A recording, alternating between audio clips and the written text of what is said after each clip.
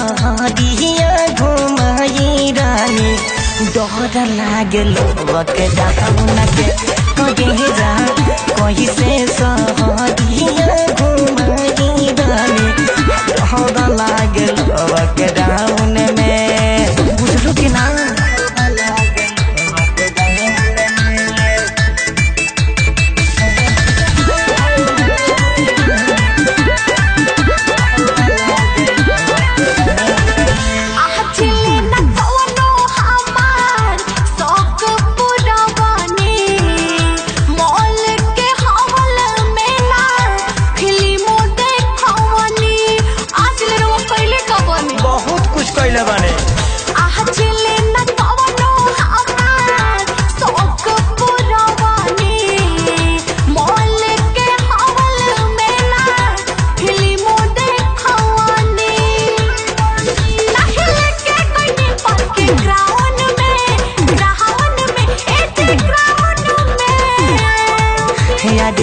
कैसे सहरिया घुमाई धनी डर लागल लॉकडाउन में कहे जा कैसे सहरिया घुमाई करे जा डर लागल लॉकडाउन में।